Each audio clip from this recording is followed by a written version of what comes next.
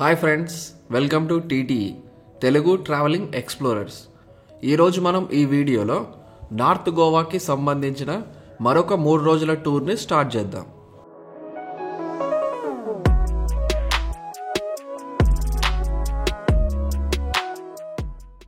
ఈసారి మేము హైదరాబాద్ నుంచి గోవాకి డైరెక్ట్ ఫ్లైట్ కాకుండా గోవాకి 120 కిలోమీటర్స్ దూరంలో ఉన్న బెల్గాం వరకు ఫ్లైట్లో వెళ్ళి అక్కడి నుంచి బై రోడ్ వెళ్ళాం.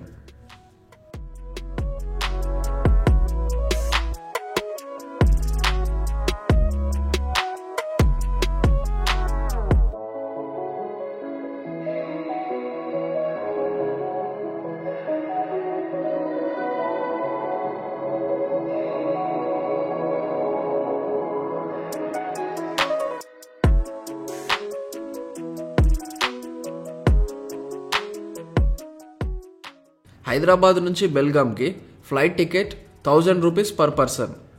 ఒకవేళ మీరు డైరెక్ట్ గోవాకి ఫ్లైట్లో వెళ్ళాలనుకుంటే కాస్ట్ దీనికి డబుల్ అవుతుంది.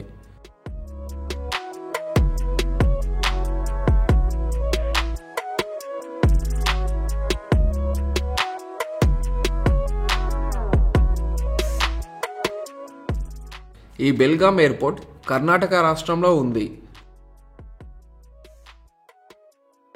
మీరు బడ్జెట్లో ఫ్లైట్ జర్నీ చేయాలని కోరిక ఉంటే మాత్రం ఇది ఒక మంచి ఆప్షన్. కానీ ఒక విషయం గుర్తుపెట్టుకోండి, బెల్గాం నుంచి గోవాకి ప్రస్తుతం కొన్ని ప్లేసెస్లో రోడ్స్ అండర్ కన్స్ట్రక్షన్లో ఉన్నాయి. మంచి రోడ్లో వెళ్ళాలనుకుంటే కొంచెం లాంగ్ అవుతుంది, అరౌండ్ 140 కిలోమీటర్స్ అవుతుంది. సో మీరు 3 to 4 అవర్స్ ఎక్స్ట్రా జర్నీ చేయవలసి వస్తుంది. మీతో పాటు పిల్లలు ఉన్నా లేదా పెద్దవారు ఉంటే మీరు బెల్గాం నుంచి గోవాకి కార్ లాంటి పెద్ద వెహికల్ తీసుకొని వెళ్ళాల్సిందే. ఒకవేళ మీరు కపుల్ కానీ ఫ్రెండ్స్ కానీ అయితే బెల్గాంలో బైక్ రెంటల్ సర్వీస్ దగ్గర బైక్ తీసుకొని గోవాకి వెళ్ళిపోవచ్చు. అయితే మీరు ఇక్కడ కొన్ని ముఖ్యమైన విషయాలు గుర్తుపెట్టుకోండి. ఇప్పుడు మీరు ఒక స్టేట్ నుంచి మరొక స్టేట్కి వెళ్తున్నారు కాబట్టి ఈ 5 మీ దగ్గర ఖచ్చితంగా ఉండాలి. 1 డ్రైవింగ్ లైసెన్స్, ఇది మనది. 2 helmet, 3 RC, 4 insurance, 5 pollution certificate.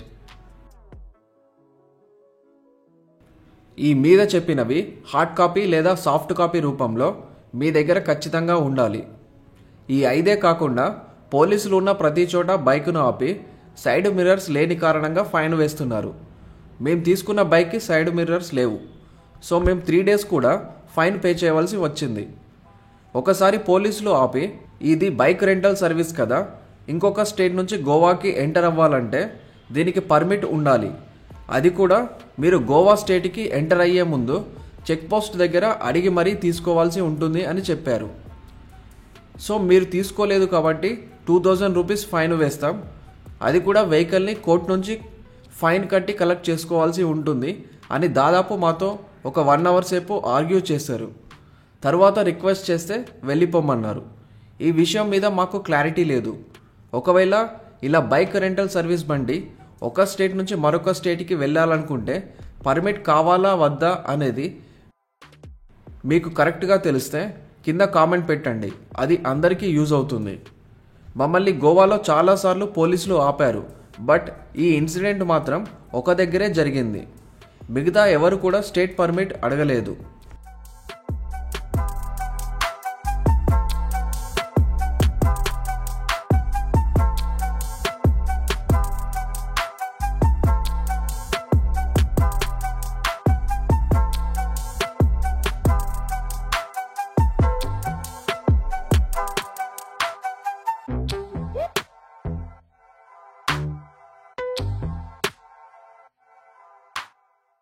మీకు వీలైతే బైక్ తీసుకోండి. స్కూటీ అయితే వెళ్ళాల్సిన దానికంటే 1 to 2 hours ఎక్కువ సమయం పడుతుంది. ఇదే మేము గోవాలో తీసుకున్న హోటల్ సింగ్ క్యూ ఎడ్జ్. ఇది పనాజీ ఏరియాలో ఉంది.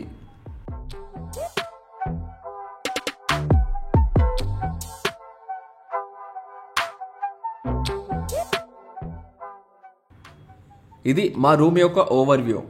ఇది మాకు అరౌండ్ 2000 రూపీస్ పడింది పర్ డేకి. ఇది ఒక 3 star హోటల్. రూమ్ చాలా స్పేషియస్గా ఉంది.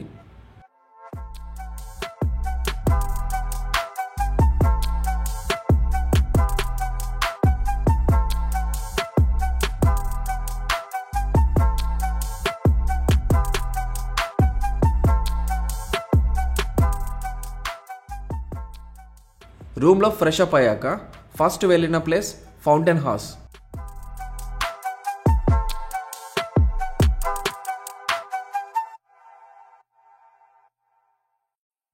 దీన్నే గోవాస్ లాటిన్ క్వార్టర్ అని కూడా అంటారు. ఇది అప్పట్లో పోర్చుగీస్ వాళ్ళు నివసించిన కాలనీ.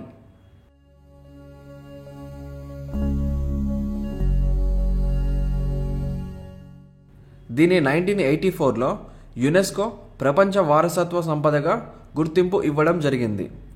ఇక్కడ హౌజెస్ అన్నీ కూడా గ్రీన్, పేల్ యెల్లో, బ్లూ మరియు రెడ్ కలర్స్తో ఉంటాయి. ఇక్కడ సెబాస్టియన్ చాపెల్ అనే చర్చ్ కూడా ఉంది. అలాగే కాఫీ షాప్స్, బేకరీస్ దాదాపు 100 సంవత్సరాల నుంచి ఇక్కడ ఉన్నాయి. ఇక్కడ ఉన్న అన్ని హౌజెస్లకు మాన్సూన్ తర్వాత పెయింటింగ్ వేయడం పోర్చుగీస్ కాలం నుంచి ఒక ట్రెడిషన్ లాగా ఇప్పటికీ ఫాలో అవుతున్నారు. అందుకే ఈ బిల్డింగ్స్ ఎప్పుడు వెళ్ళినా కొత్తగా ఉంటాయి. అలాగే ప్రతి సంవత్సరం ఫిబ్రవరిలో ఆర్ట్ అండ్ కల్చరల్ ఫెస్టివల్ని కండక్ట్ చేస్తారు. దీనిలో భాగంగా హౌజెస్లో ఉండేవాళ్ళు వాళ్ళ ఆర్ట్ వర్క్ని డిస్ప్లే చేస్తారు. దీంతో పాటు మ్యూజికల్ డ్యాన్స్ ఈవెంట్స్ కూడా నిర్వహిస్తారు.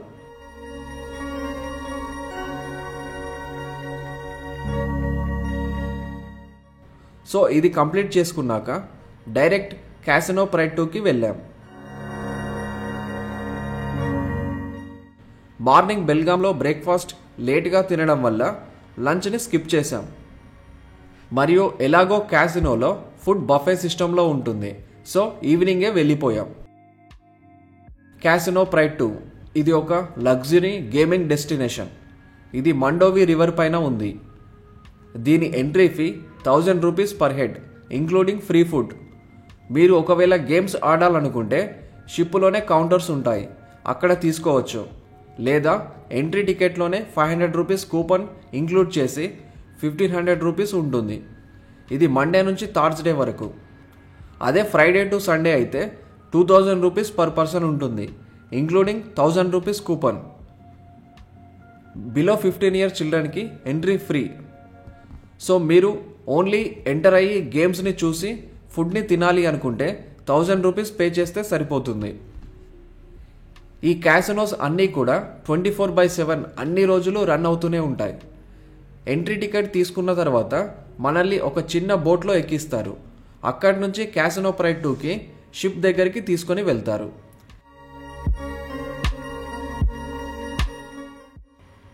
ఈ క్యాసినోలో 3 ఫ్లోర్స్ ఉన్నాయి. ఫస్ట్ ఫ్లోర్ అంతా కూడా గేమింగ్ జోన్. సెకండ్ ఫ్లోర్లో బార్బెక్యూ కౌంటర్ మరియు బార్ అండ్ రెస్టారెంట్ ఉంది. థర్డ్ ఫ్లోర్లో బఫే ఫుడ్ సిస్టమ్. దానికి ఒక సైడ్ డ్యాన్స్ ఫ్లోర్ ఉంది. ఇంకొక సైడ్ చిన్నపిల్లలు ఆడుకోవడానికి ఒక చిన్న గేమింగ్ జోన్ ఉంది. ఫస్ట్ ఫ్లోర్లో ఉన్న గేమ్స్ దగ్గర మాత్రం ఫోటోగ్రఫీ, వీడియోగ్రఫీ స్ట్రిక్ట్లీ ప్రొహిబిటెడ్. అందుకే మీకు చూపించలేకపోతున్నాం.